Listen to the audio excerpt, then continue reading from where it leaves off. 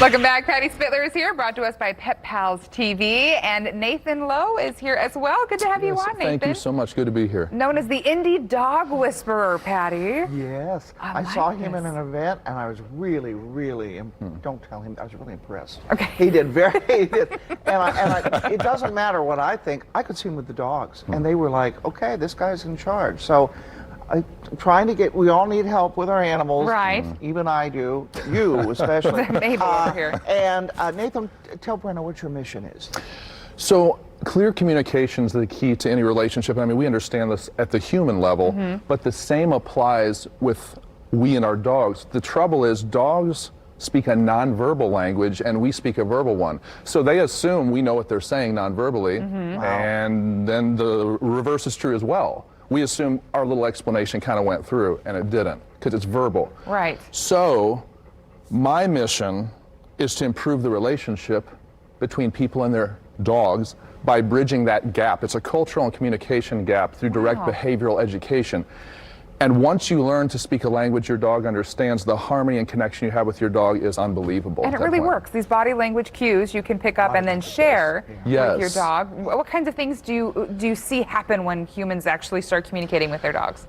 What I see, first of all, is you see a reduction in the person's energy themselves. So a lot of times people, when they talk, infuse it with lots of emotion. And emotion for an animal can cause a standoffishness or excitement. But when it's mostly body language cues, what you have is the animal paying attention to you and your energy is more level. And so at that point, they're attentive and they're reading the body language cues. Which can sometimes maybe calm a doggy down if they're a jumper. Absolutely. And don't stare. You know, that's a threat as well, or something. Like, that's what's the one happening? that everyone seems to know, but I'm sure there's so much more than that. There is many cues. You have a tip too. This is a good tip. And I do. You recorded this at home? I did record it at home. Put something together. So forgive the hair or whatever else. Well, I have a hat, and there's a reason. So let's see.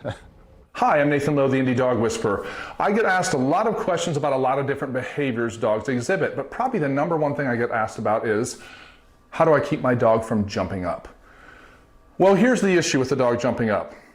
When it comes to the way dogs operate with each other, if a dog feels itself to have authority in a pack and another dog jumps on it, it's going to enforce its space by moving toward that other dog and letting them know, don't come into my space that way. I have a right to my space. You don't come forcefully into it.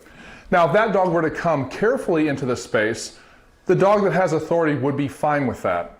So how this translates for humans is this. When a dog jumps up, you don't want to turn away. This is a mechanism of retreat and will actually make the dog want to keep coming. What you do when a dog jumps is to take a step forward with your body angled toward the dog and say, down, and step back to where you were. What you're teaching the dog is, I'm going to enforce my space, and how you come into it matters. If you explode into it, I'm going to enforce my space. If you come in carefully, then we can interact. This is how I deal with dogs jumping up and how you can deal with it too. I'm Nathan Lowe, the Indy Dog Whisperer. Anyone else have a gigantic light bulb over their head right now? That's never occurred to me. I'm always the one to be like, whoa, whoa, you know what I mean? Yes. To back away, but you're right, body language, that says I'm submitting to you. Absolutely. Just a quick step forward and a down, and they're like, okay, you're enforcing your space, let's go from there. Yes, Alpha, yes. It also works with men, too. Easy, Patty. Patty's got it figured out. I hear laughter over on this side of the studio. Marcus is used to Patty at this point. Yep.